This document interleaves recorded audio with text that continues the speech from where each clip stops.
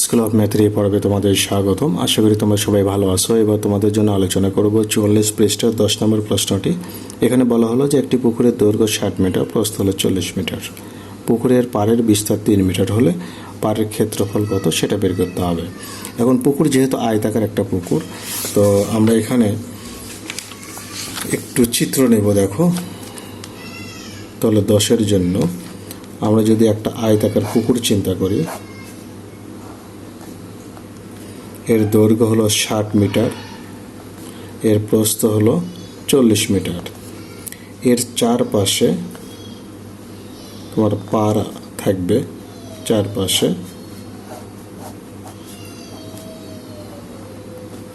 পাড় থাকবে। পাড়ের বিস্তার হলো তোমার 3 মিটার, 3 মিটার, 3 মিটার, 3 মিটার। তাহলে পাড়ের ক্ষেত্রফলটা আমরা বের করব।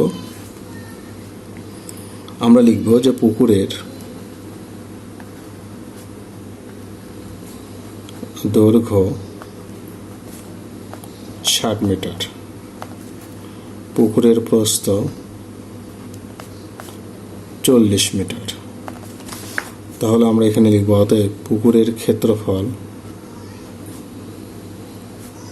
দৈর্ঘ্য গুণন প্রস্থ, তাহলে 4/6 বর্গ মিটার। এটা আমরা ক্ষেত্রফল পেয়ে গেলাম, 2400 বর্গ মিটার। এখন পার সহ যেহেতু, তো আমরা লিখব পার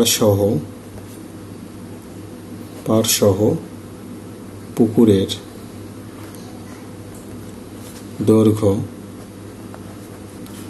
এখন দৈর্ঘ্য হলো 60, পার দেখো এই পাশে 3 মিটার, এই পাশে 3 মিটার, তার মানে কি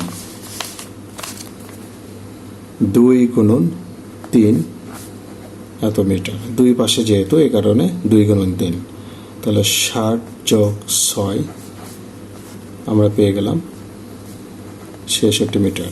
এটা আমরা দৈর্ঘ্য পেলাম। এবার পার সহ আমরা পুকুরের প্রস্থটা বের করে নেব। প্রস্থ তাহলে কি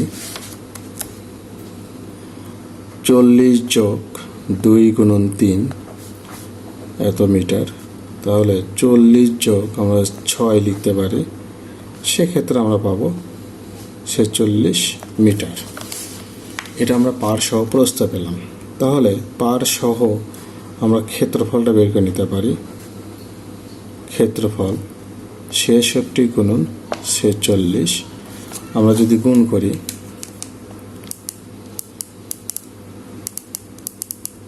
তাহলে 46 গুণন 66 আমরা পাই 3036 বর্গ মিটার। এটা আমরা পার সহ পেলাম। এখন কথা হলো, আমরা শুধু পাড়ের ক্ষেত্রফল চাই। অতএব পাড়ের ক্ষেত্রফল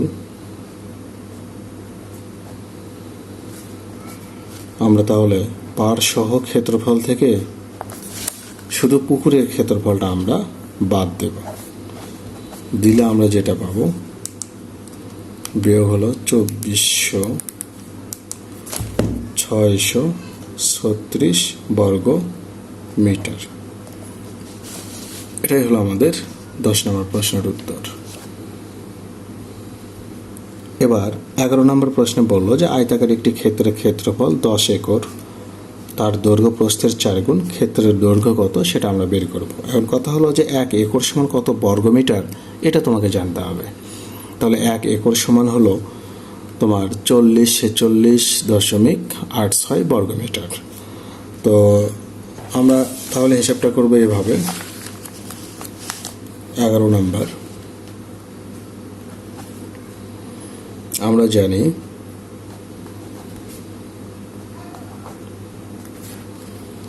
1 একর সমান 4046.86 বর্গ মিটার।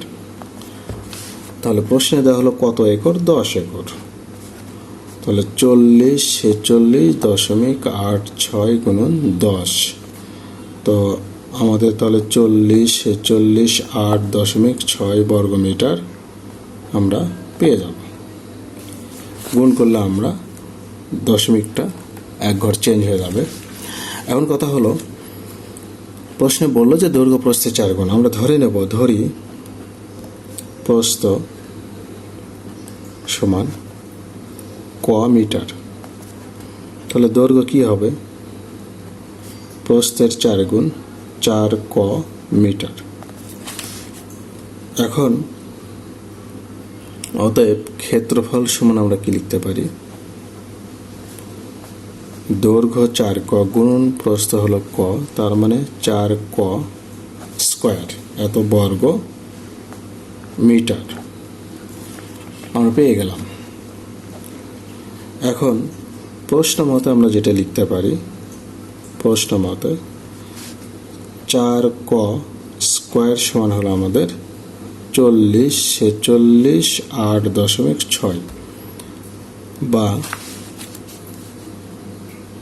ক স্কোয়ার সমান 40 46 8.6 ভাগ হলো 4। আমরা ক স্কোয়ার সমান লিখতে পারি, আমরা ভাগ দেব 40 46 8.6 ভাগ হলো 4, তাহলে আমরা লিখতে পারি 10 11 7.15, বা ক সমান স্কোয়ার উঠাই দিলে ডান পাশে তোমার কি হবে? রুট যাবে। এটা যদি আমরা রুট করি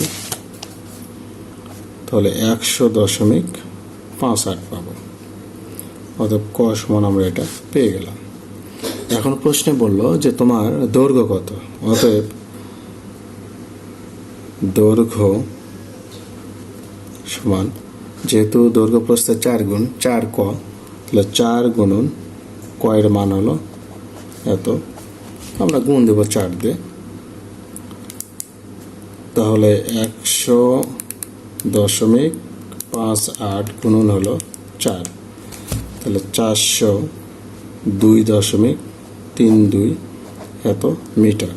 এটাই হলো আমাদের দৈর্ঘ্য, ওই আয়তাকার ক্ষেত্রটির দৈর্ঘ্য। এখন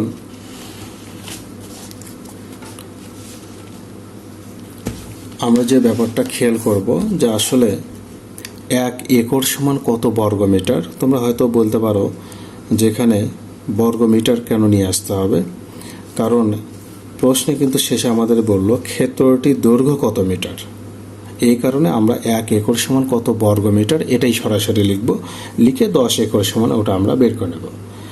নেওয়ার পর এখানে এই শর্ত কাজে লাগে আমরা ক্ষেত্রফল বের করে নিলাম।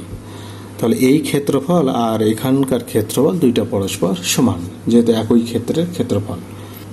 তাহলে 1 একর সমান 40 46.86 বর্গ মিটার। তোমরা একটু দেখে নাও।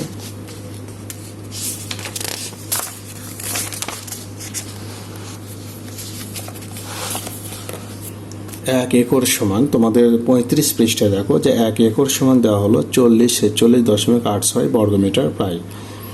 আর আবার 1 একর সমান আমরা বলতে পারি 3 বিঘা 8 ছটাক, কিন্তু এটা আমাদের প্রশ্নে যেহেতু এভাবে চাইনি, আমরা সরাসরি বর্গমিটার নিয়েই কাজ করলাম।